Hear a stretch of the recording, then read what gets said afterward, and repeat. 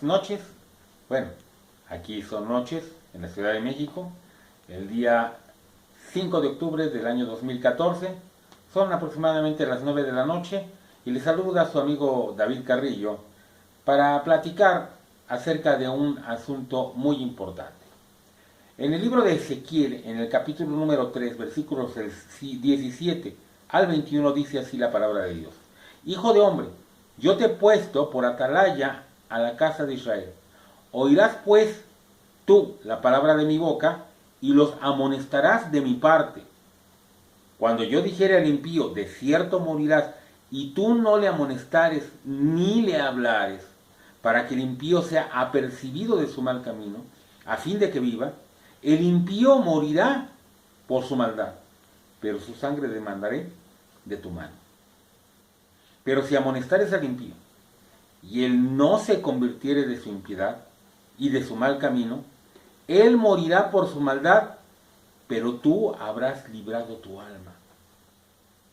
Si el justo se apartare de su justicia e hiciere maldad y pusiere yo tropiezo delante de él, él morirá, porque tú no le amonestaste.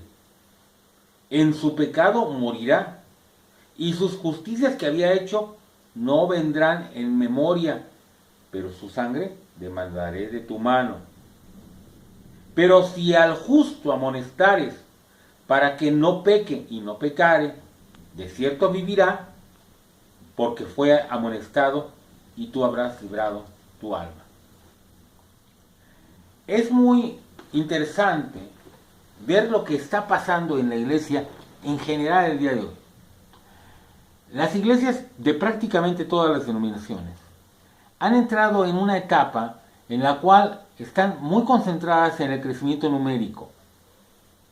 Hay una especie de obsesión por tener la iglesia más grande, por tener la iglesia con asistencia más estable, por lograr cierta clase de fama. Algunas otras, no digo que todas, porque muchas no, están enfocadas al dinero o a mantener cierto estatus o tener ciertos tipos de instalaciones o bienes dentro de la iglesia que les permitan hacer ciertas cosas. Pero olvidan la mayor parte de ellos, y puedo decir desgraciadamente la mayor parte de ellos, que la iglesia no fue hecha con muchos objetivos. Cristo puso un objetivo específico para la existencia de la iglesia. Uno. Y ese objetivo fue ir y hacer discípulos a todas las naciones. Ahora, la palabra discípulo es una palabra un poco complicada, porque la gente entiende discípulo en nuestro idioma como algo así como un alumno, pero en realidad el alumno, en el concepto por lo menos que aquí en México, no sé en otros países de Latinoamérica o en otros países del mundo, si se tenga un concepto parecido, aquí en México un alumno es alguien que aprende ciertas cosas de un profesor, de alguien que le empieza a dar ciertas teorías o le da algún taller o algo, un instructor. En realidad un discípulo no es eso. Podemos entender mucho mejor lo que es un discípulo con el concepto que se tiene de un aprendiz, por ejemplo, en una carpintería. Un carpintero, cuando tiene un aprendiz, no le da mucha teoría al alumno. Realmente, más bien le hace primero que cepille la madera, tal vez le hace que empiece a pintar algunas cosas que le van a salir mal desde el principio, y tal vez lo hace que en determinado momento barnice algo, o inclusive ya lo hace empezar a armar algún mueble, hasta que logra hacer que haga ciertas cosas que puede hacer por sí mismo. Y cuando ya las tiene más o menos mecanizadas, empieza a enseñarle cosas más complejas, pero el alumno lo va viendo en la práctica por parte de su maestro, o sea, de aquel que está trabajando con él, del hombre que realmente sabe cómo se hace. Eso es un discípulo. Jesús tuvo 12 discípulos que anduvieron con él mañana, tarde y noche, desayunando, comiendo y cenando con Cristo, pasando con Él el día de reposo, compartiendo con Él los momentos más íntimos y más difíciles de su vida. Y ellos aprendieron de Jesús, a través, sí, de su palabra, sí, de su enseñanza, pero sobre todo, de su propia vida. Cuando nosotros nos enfocamos a tener un crecimiento demasiado grande de la iglesia, esta forma de ejemplo tiende a perderse. Hagamos una cuenta sencilla. Si yo tengo un pastor que tiene solamente 30 personas, 30 familias que atender, si él quisiera atenderla en tiempo completo, en un salario de tiempo completo, atender a una familia por día, durante todos los días del mes, tendría que atender una familia por día. Eso quiere decir que en todo el mes, incluyendo sábados y domingos, terminaría atendiendo a toda su congregación. El verdadero problema está en cuando ya tenemos una congregación de 500, 600, con un pastor principal y 3 o 4 pastores suplentes o auxiliares o asistentes. En ese caso, se empieza a perder la personalización. Lo peor es que además los pastores no están generalmente, en la mayor parte de los casos, divididos de una manera muy exacta, en donde decimos, bueno, este pastor le toca esta familia y esta, y esta, y esta, y a esta, y esta, y esta. Sino que se van distribuyendo de una manera más orgánica y llega un momento en el que no hay atención a ninguno. Conozco demasiados casos, iglesias grandes, donde la gente no conoce a sus pastores. Aún en iglesias de 150 miembros, encontramos que no, hay mucha gente que llega a la iglesia que no conoce absolutamente a nadie, ni siquiera al pastor. O a veces conocen al pastor, pero solamente porque lo ven predicar o porque han saludado al salir de la iglesia, pero no conocen a nadie. Y nuestra labor no puede ser el llenar templos.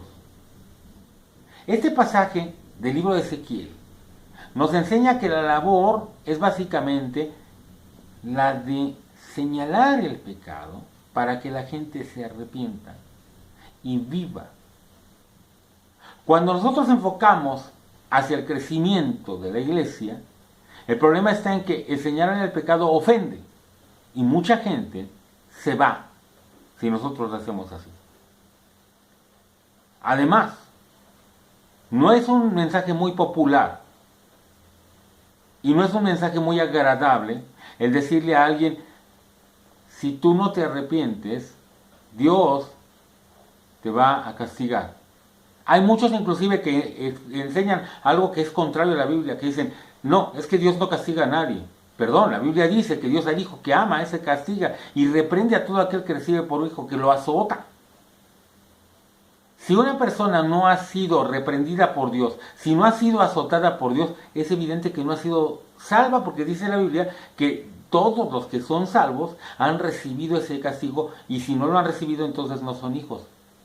Sino que dice el apóstol Pablo, bueno, no necesariamente el apóstol Pablo, porque la epístola de los Hebreos realmente no sabemos quién la escribió, pero en la epístola de los Hebreos nos dice claramente que esa persona es un bastardo, no un hijo. ¿Qué palabra tan dura? Esa palabra, primero que nada, la llevo hacia ustedes, ministros de Dios, hacia los pastores. Hermanos, es hora de no distraernos.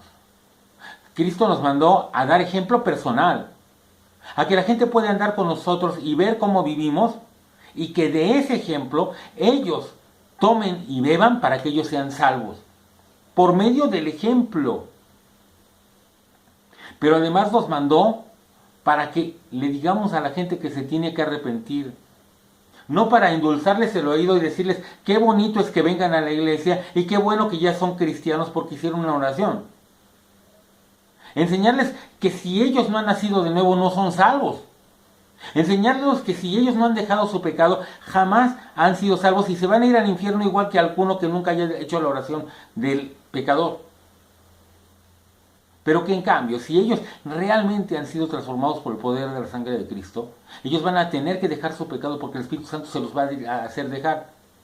Me he encontrado demasiada gente que cree que puede dejar su pecado por sus propias fuerzas. ¿Qué es lo que sucede con ellos? Tarde o temprano fracasan y se van al mundo.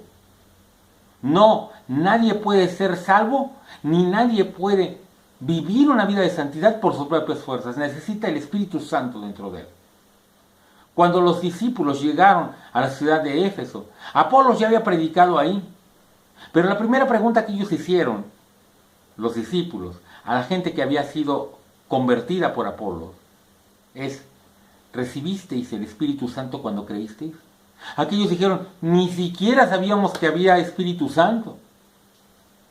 Si una persona no ha sido transformada por el Espíritu Santo, si no ha nacido de nuevo, no es salva.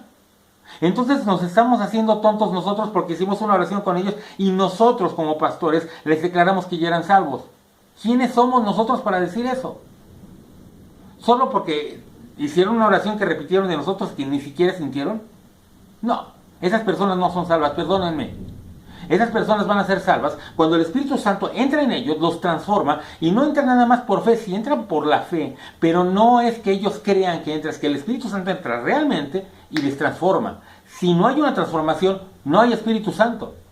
Eso es bien claro en la Escritura. Es hora de volver a esa parte del Evangelio, que es la esencial. No hay 5 labores de la iglesia en el mundo. Nada más hay una gran comisión: ir y hacer discípulos a todas naciones, ir y predicar el Evangelio a toda criatura. Nada más es una la comisión. Y todo lo demás que hagamos, ayuda social, a dar desayunos a los pobres, hasta dar peluquería o sacarle las muelas a alguien, todo eso es solamente como una parte del amor de Dios manifestado a través de nosotros para decirle a esa gente que se tiene que arrepentir y que tiene que entregar su vida a Cristo. El objetivo de la iglesia no es hacer trabajo social. El objetivo de la iglesia no es llenar auditorios y templos. El objetivo de la iglesia es que la gente se arrepienta y se entregue a Cristo para ser una nueva criatura. Esta fue la palabra de los pastores.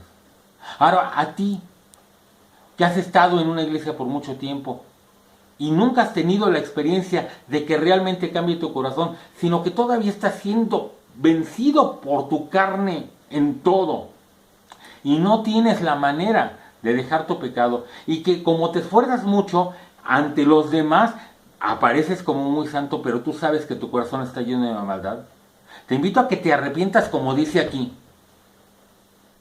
que le pidas perdón a Dios de todo corazón por tu pecado, y que le digas: Señor, quiero que entre el Espíritu Santo en mí para que me haga una nueva persona. Y que tú me des esa fuerza y esa capacidad que yo no tengo para dejar mi pecado. Yo no puedo vivir una vida de santidad por mí mismo. Necesito que tú me hagas santo.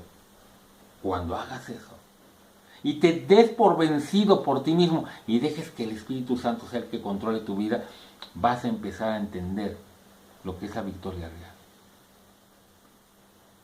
Pastores, hermanos, amigos, es hora de arrepentirnos, de volver a Dios, de volver al mensaje esencial del Evangelio y dejar que sea Dios el único que dirija nuestra vida en todo. Este fue su amigo el pastor David Carrillo.